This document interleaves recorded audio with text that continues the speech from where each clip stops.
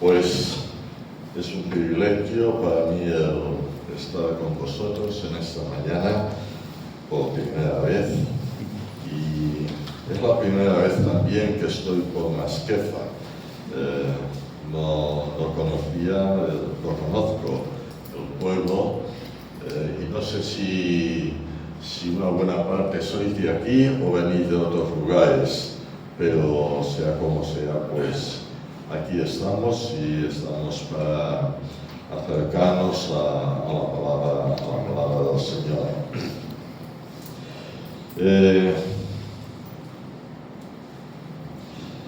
Me gustaría compartir con vosotros en esta mañana los versículos del Salmo 37.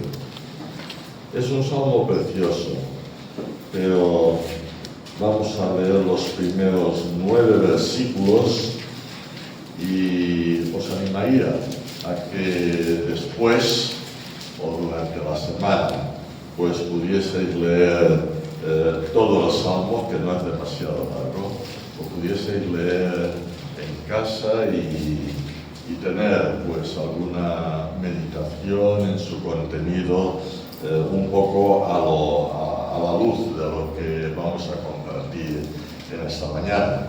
Son los primeros 9 versículos, así que con esa introducción después podéis seguir leyendo en casa.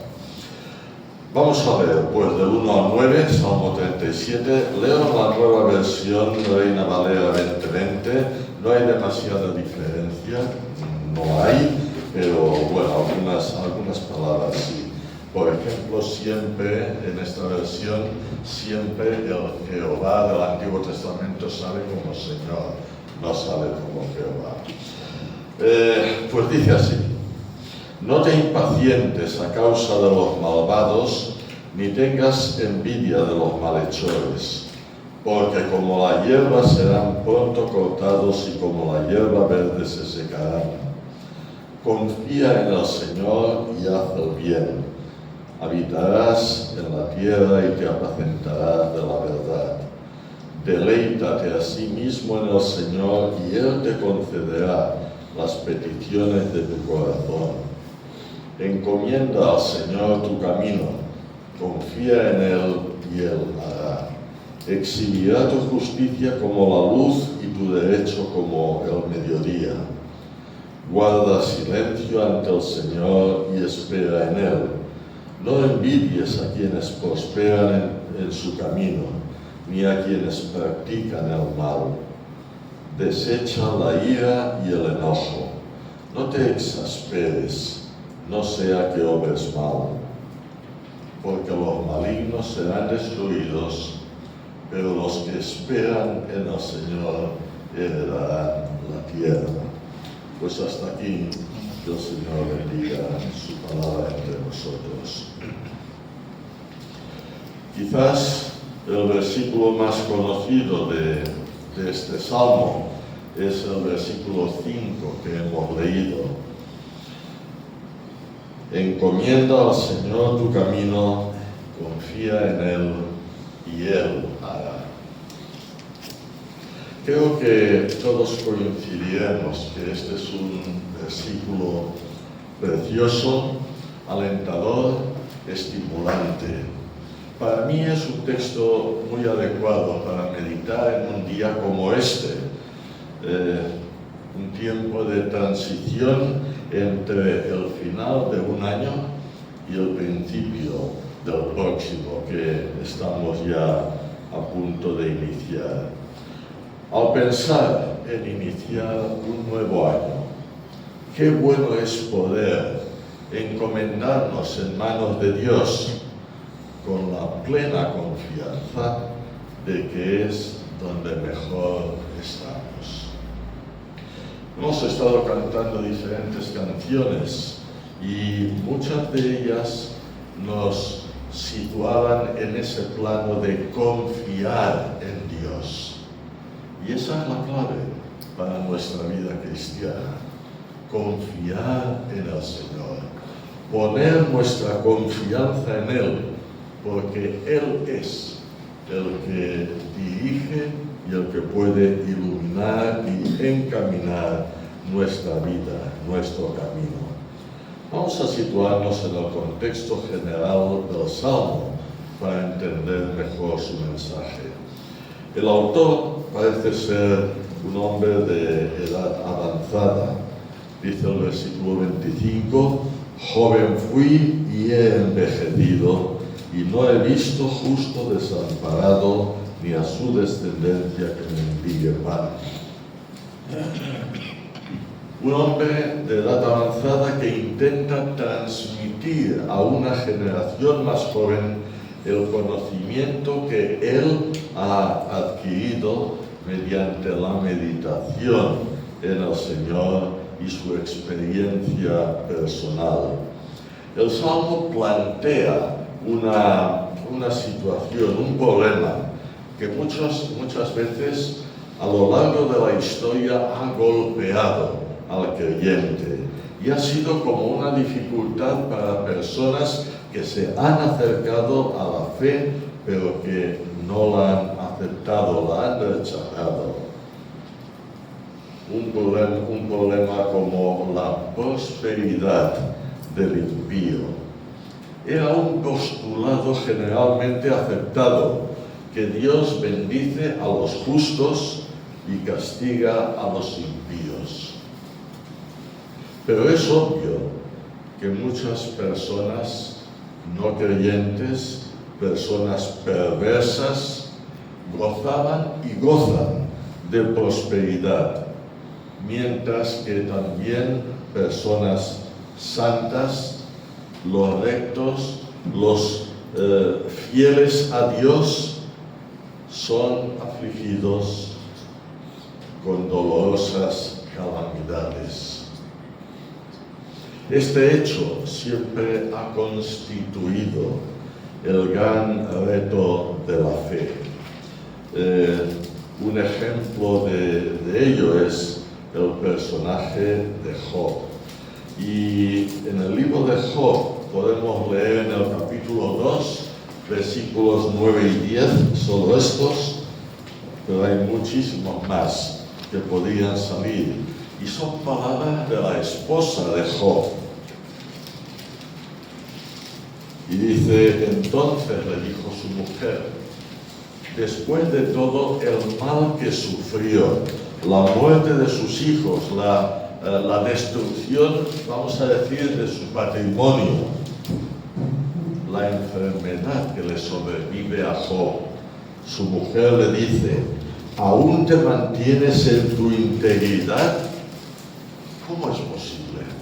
Si Dios es el que bendice, ¿te mantienes en tu integridad con todo esto que te sucede? Y le dice, maldice a Dios y muérete. Y Job le dice, hablas como una de tantas insensatas. ¿Acaso solo vamos a recibir de Dios las bendiciones y no las calamidades? Y dice el Señor, a pesar de lo ocurrido, Job no pecó con sus labios. ¡Qué magnífico ejemplo! Y esta es una realidad que tantas veces sucede en nuestras vidas. Y si alguien piensa que por el hecho de ser creyente la vida le irá bien, será una vida placentera, sin problemas, todo será bendición, todo será hermoso, pues está equivocado. Porque no todo es bonito. Pero sí que todo está en las manos de Dios y Él lo controla. Con todo, es imposible dar una respuesta adecuada a estos interrogantes, pues los misterios de la providencia divina solo pueden aclararse a la luz de la escatología cristiana. Pero aunque esto es cierto, llegamos a una conclusión, los creyentes. La actuación de Dios es sabia y buena. La actuación de Dios en nuestras vidas es sabia y buena. Dios nunca deja de ser justo. Siempre es justo, porque su justicia es una de sus características, uno de sus atributos. Y al final se pondrá de manifiesto tanto la bendición reservada para el justo como la retribución del impío. Y si para el justo hay reservada una bendición, para el justo la retribución es nefasta. Sea cual sea la situación presente, la fe ha de continuar apoyándose en la perfección de Dios, ese Dios perfecto, cuya palabra final establecerá definitivamente el orden y la justicia. ¿Cuántas experiencias encontramos en la Biblia de la confianza que nos da el saber vivir bajo la protección y la dirección de Dios? Uno de los capítulos preciosos de la Biblia, el capítulo 11 de la Epístola a los Hebreos, ese capítulo conocido como el capítulo de los héroes de la fe, leemos en los versículos 24 a 26 la experiencia de Moisés. Moisés, después de que nació y por decreto del faraón de Egipto debía de morir, porque él ordenó la muerte de los niños de menos de 2 años. Pero, ¿sabéis cómo? Dios en su providencia obró para que Moisés no muriese, más aún, que fuese acogido, adoptado por la hija del faraón y vivió en el palacio del faraón. Pero después sucedió lo que sucedió y Moisés volvió a Dios. Y dice, capítulo 11 de Hebreos, versículo 24, por la fe, y es importante mencionar, destacar por la fe en cada uno de los personajes que aparecen en este capítulo. Dice, por la fe Moisés, siendo ya adulto, rehusó llamarse hijo de la hija de Faraón y prefirió ser maltratado con el pueblo de Dios antes que gozar de los deleites temporales del pecado, pues consideró que sufrir el oprobio por causa de Cristo era una riqueza de más valor que los tesoros de los egipcios, porque tenía puesta la mirada en la recompensa. Apoyarse en la fe debe ser el estilo de nuestra vida. La fe es el valor tremendo, superior a todo otro valor que tenemos. Moisés escogió antes vivir por fe que disfrutar de los deleites temporales del pecado. Qué gran lección para nosotros. Pues con esta perspectiva de la fe, vamos a dividir en 3 puntos esta parte del Salmo 37 que hemos leído. En primer lugar, descubrimos aquí, versículos 1 y 2, un estado de ánimo, la perplejidad. La perplejidad, el asombro como un estado de ánimo. Y el salmista entra a saco, en el tema con 2 consejos. Primero, no te impacientes a causa de los malvados. Segundo, no tengas envidia de los malhechores. ¿Qué es lo que produce la impaciencia o la envidia en la vida? Es ver a los malvados, a los malignos, que ellos prosperan. Decía antes, en la primera parte de la introducción, esa especie de evangelio que se predica en muchos lugares. Confía en Dios, cree en Dios, y la fe solucionará todos tus problemas. Eso no es verdad. Lo siento, pero no es verdad. Yo también quisiera que fuese así. Pero la Biblia nos dice que no es verdad.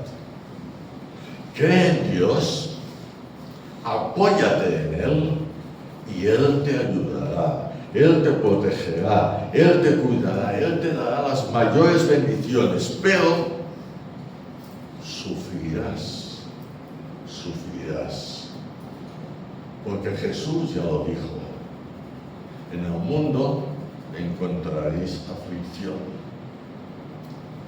Pero confiad, yo he vencido al mundo. Y si Él ha vencido al mundo y Él promete estar con nosotros, hemos de confiar. Y los malos, los inicuos, los pecadores pueden tener muchas cosas. Pueden tener mucho patrimonio.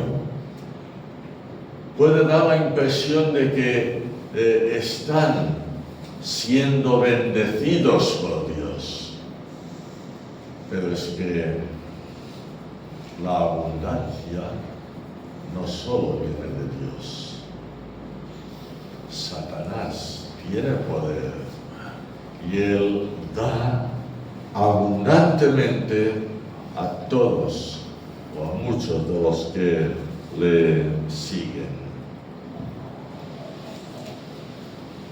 Pero eso produce perplejidad en el ser humano y en el creyente también muchas veces. ¿Por qué? ¿Por qué estos que no confían, que no creen en Dios, son prosperados y nosotros padecemos necesidad, enfermedad y tantas otras cosas? Pero el salmista y la Biblia nos dice que frente a esto, recordemos, versículo 2, que como la hierba serán pronto cortados y como la hierba verde se secarán. ¿De qué sirve disfrutar de prosperidad material en esta vida si al final no nos es provechoso de ninguna manera?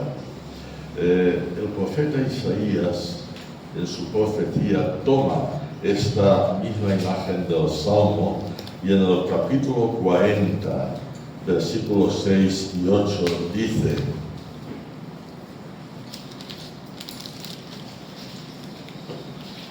voz que decía, da voces.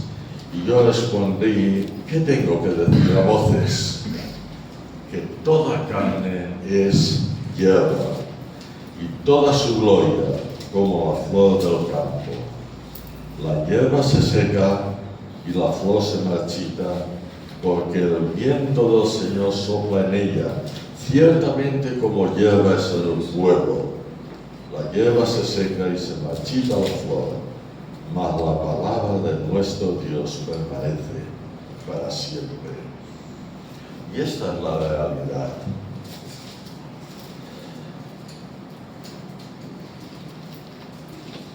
La hierba se seca y la flor se marchita, mas la palabra del Dios nuestro permanece para siempre. ¿Qué es lo atractivo para el mundo? Pues es la hierba, es la flor, lo bonito. Podemos salir en diferentes momentos y contemplar la naturaleza, el campo, la hierba verde, qué preciosa, las flores que surgen, qué bonitas, pero se secan, se marchitan, y lo que es tan bonito se pierde. Así es el ser humano, como la hierba, como la flor. Pero hay algo que permanece para siempre, algo a lo cual debemos acogernos. La palabra de nuestro Dios permanece para siempre. Así que frente a la perplejidad que puede producir en nosotros el ver cómo insensatos prosperan y nosotros no prosperamos, recordemos esta realidad. Como la hierba, serán pronto cortados, y como la hierba se secará. Segundo punto, 4 pasos para producir un cambio, versículos del 3 al 7. Y cada uno de estos pasos van acompañados de una promesa de Dios. Primer paso, versículo 3, confía en el Señor. Confía en el Señor y haz el bien, y habitarás en la tierra y te apacentarás de la verdad. Confiar en Dios, eso es la fe. La fe es confiar en Dios, no es confiar en nosotros mismos, porque no somos capaces de aportar nada que nos dé confianza. Confiar en Dios es la fe, y la fe es la fidelidad de Dios. Dios es fiel, nunca falla, nunca nos abandona, nunca nos deja desamparados. Es necesario tener la certidumbre de que Dios tiene el control de todos los acontecimientos, y mientras tanto debemos vivir haciendo el bien, pase lo que pase en nuestras vidas, suceda lo que suceda en nuestra existencia.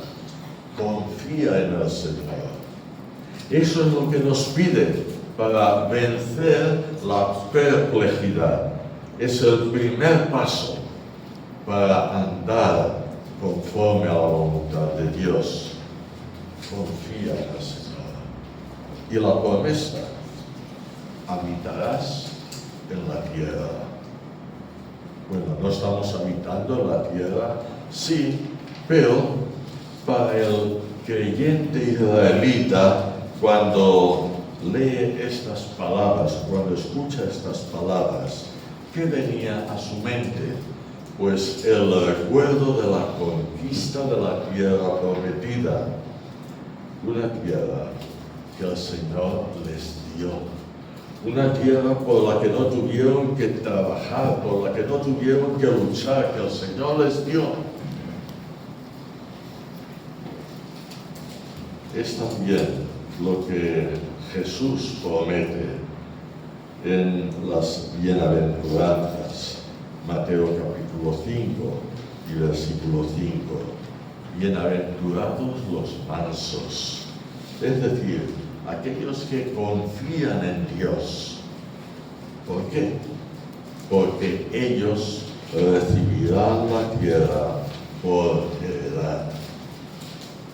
Ahora, sabemos que esta promesa no tiene que ver con esta tierra, tiene que ver con la tierra nueva que Dios dará a aquellos que confiamos en Él, y cuando llegue el final de todo en este mundo, Dios creará cielos nuevos y tierra nueva, donde todo será diferente, donde Él reinará para toda la eternidad.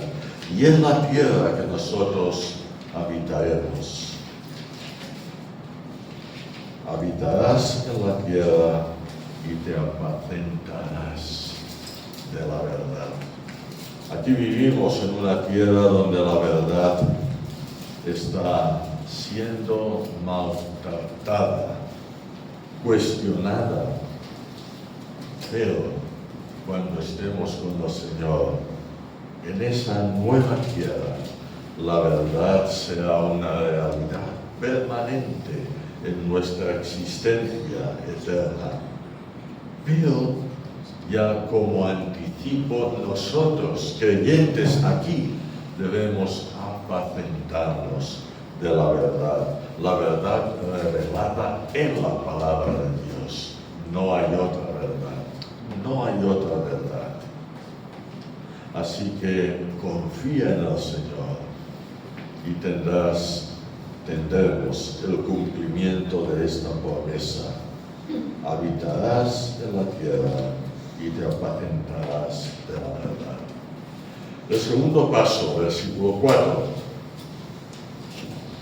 Deleítate a sí mismo en el Señor, y Él te concederá las peticiones de tu corazón.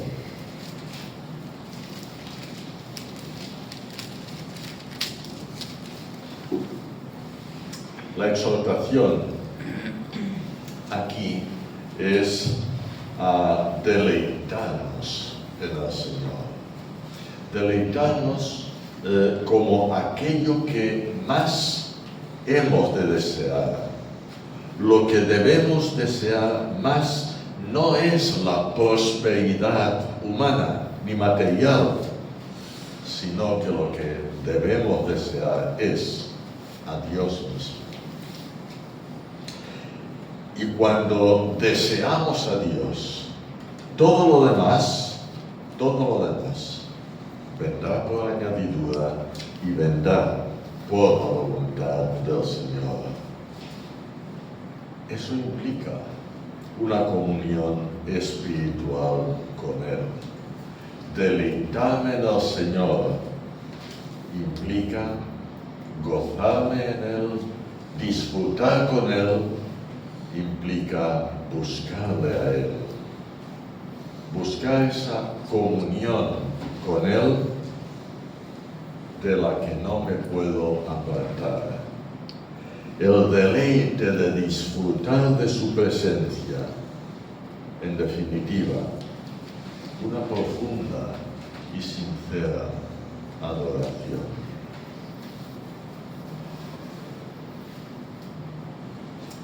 Hemos tenido un tiempo de adoración bonito. Y a veces hay una idea que algunos comparten de que adorar es simplemente cantar alabanzas a Dios.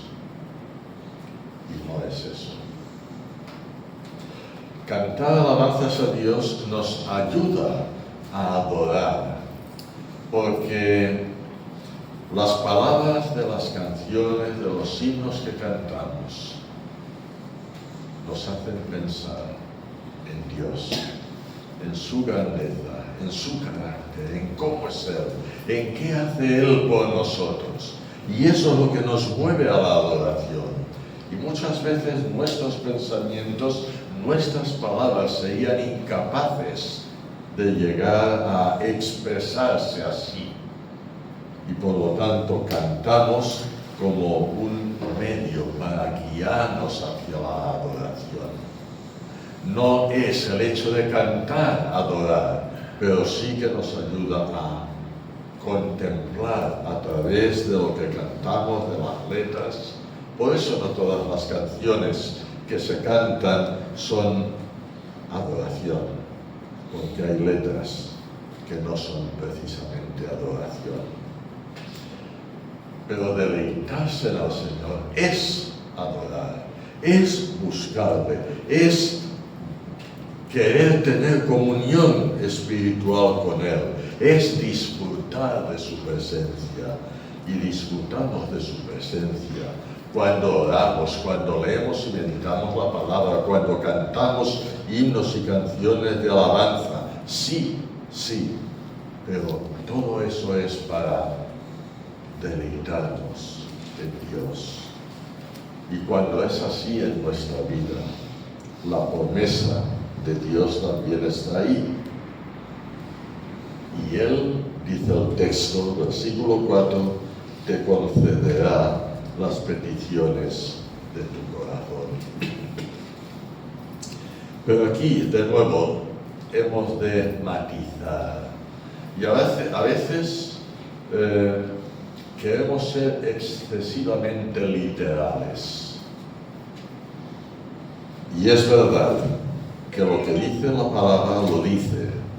Y Dios dice que si nos deleitamos en Él, si le buscamos a Él, si tenemos con Él esa comunión espiritual, Él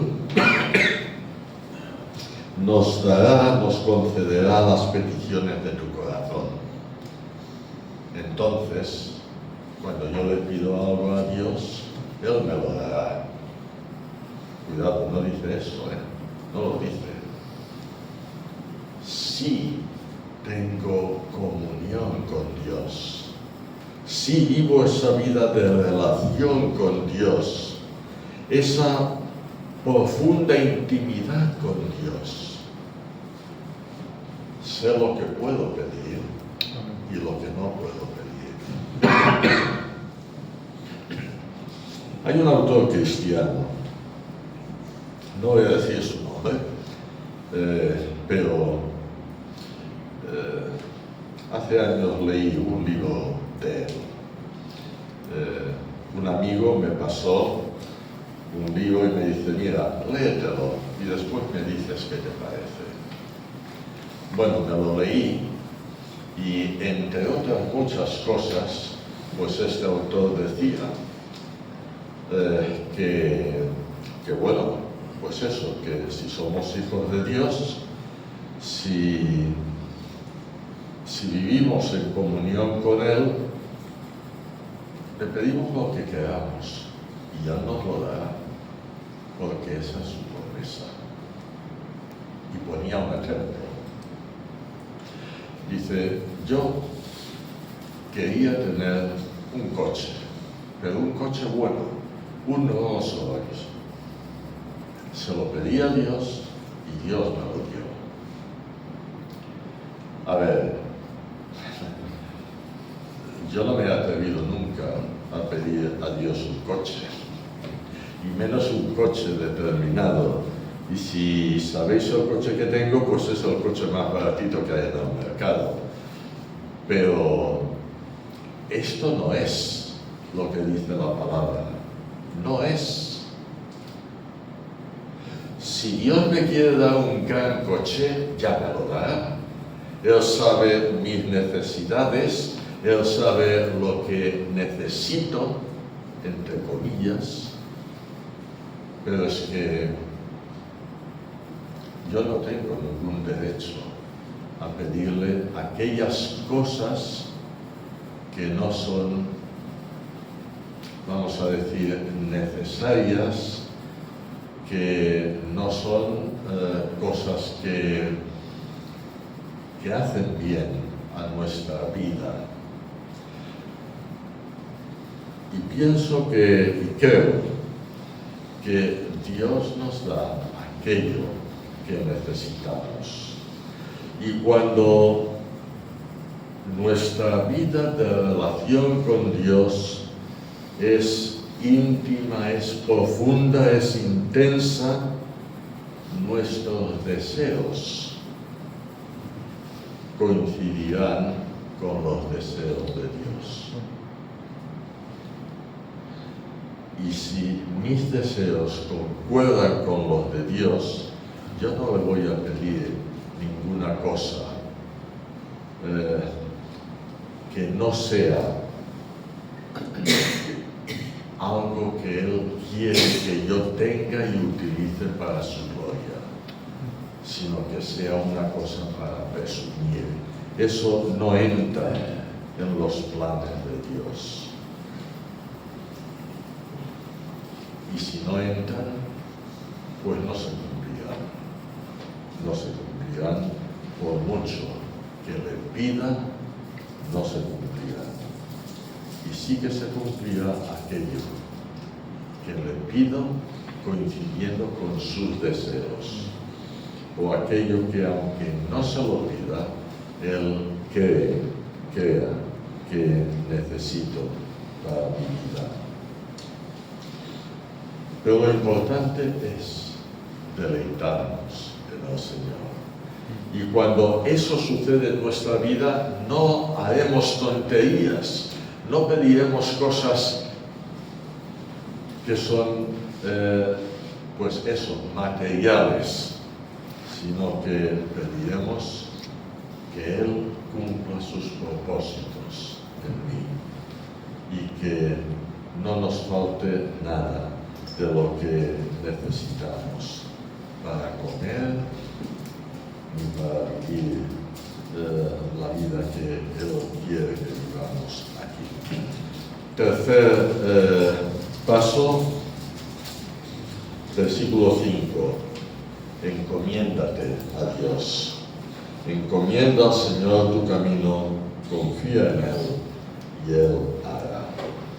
La exhortación aquí nos invita a descargar toda preocupación en las manos de Dios para que Él actúe y no nosotros. Encomendarnos a Dios no es una actitud fatalista que se somete pasivamente a las determinaciones ciegas del destino, que a veces es la actitud que algunos creyentes incluso adoptan. Encomendarnos a Dios es la actitud de aquel que conoce a Dios y sabe que Él controla todas nuestras circunstancias, tanto del presente como del futuro. Por eso, el creyente que vive así, le transfiere todos sus problemas, sus necesidades a Dios. Escribe el apóstol Pedro en su primera carta, capítulo 5 y versículo 7. Echad toda vuestra ansiedad sobre Él, porque Él tiene cuidado de vosotros. Encomendarnos al Señor significa esto. Echar toda nuestra ansiedad sobre Él. Poner todas nuestras preocupaciones, todas nuestras angustias en sus manos. Porque Él tiene cuidado de nosotros. El Señor tiene cuidado de nosotros. Y esa es una realidad que no podemos olvidar, que no podemos desechar. Él tiene cuidado de nosotros y quiere nuestro bien. Él tiene propósitos para nuestra vida y quiere que se cumplan.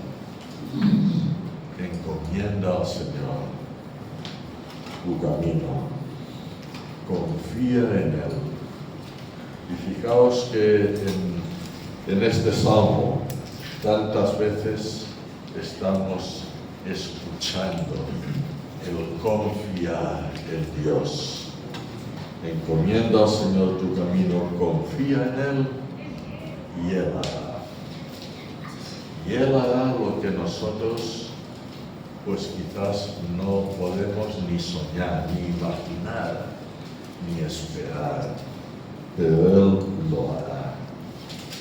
La promesa de Dios es esa, que Él hará, Él actuará, Él obrará. Y entonces se hará evidente que es mucho mejor esperar en el Señor que actuar precipitadamente con los recursos de la propia sabiduría humana. Y el cuarto paso, versículo 7. Guarda silencio ante el Señor y espera en Él. Guardar silencio es más sensato que multiplicar palabras de queja. Es preferible guardar silencio al acaloramiento, al enojo y a tantas otras reacciones contra Dios. Guarda silencio ante el Señor y espera de nuevo y confía en Él. No envidies a quienes prosperan en su camino ni a quienes practican el mal.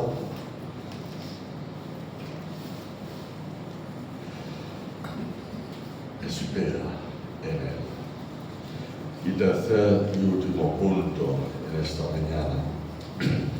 Dios vindica a los suyos.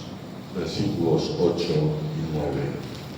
Desecha la ira y el enojo. No te exasperes,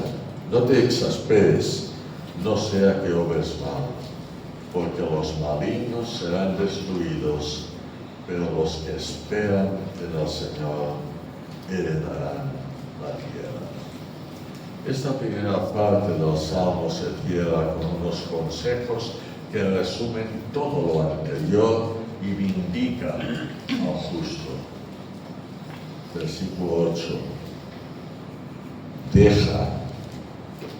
Desecha, no te exasperes. No actúes como los que no conocen a Dios, como los que no confían en Dios. No lo hagas. ¿Por qué? Porque al final el juicio de Dios es justo.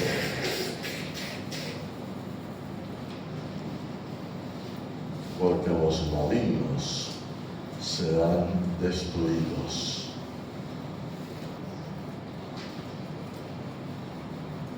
Pero los que esperan en el Señor heredarán la tierra. ¡Qué contraste tan grande! Los malignos, esos que prosperan tanto sin conocer a Dios y que viven de una manera contraria a la voluntad de Dios, que no conocen a Dios, los malignos serán destruidos. Pero los que esperan en el Señor, de nuevo, heredarán la tierra. ¡Qué tremendo contraste! Por un lado, destrucción eterna. Por otro lado, bendición eterna para los que esperan en el Señor, para los que confían en el Señor. La gran pregunta es, ¿cuándo será esto? Yo no lo sé, ni nadie lo sabe. Nadie lo sabe. Pero al final será así. Dios es un Dios justo. Es un Dios justo. Un Dios que juzga con justicia. Un Dios que no se dejará engañar por supuestas justificaciones humanas. No. Él dará a cada uno según lo que cada uno haya decidido en cuanto a la obra del Señor.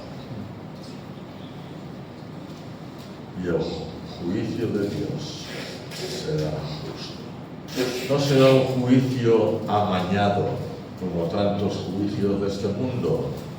No, será un juicio justo, porque Dios es justo.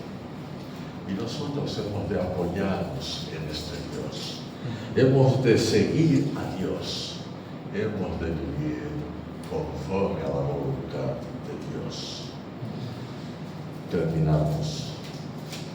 ¿Qué perspectivas tengo para el año que empezará de aquí a un par de días? ¿Cómo será mi camino?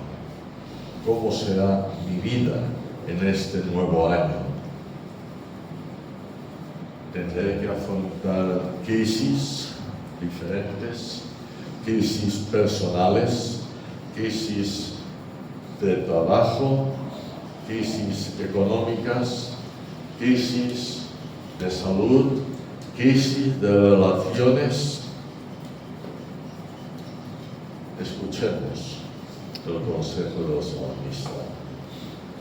Encomienda al Señor tu camino, tu vida. Encomiéndala al Señor. Y pase lo que pase, confía en Él. Porque Él hará. Él no te dejará solo, no te abandonará. Él estará contigo y Él hará para que tu fe sea renovada y fortalecida día tras día. Pues que así sea, para la gloria de Dios. Amén. Amén.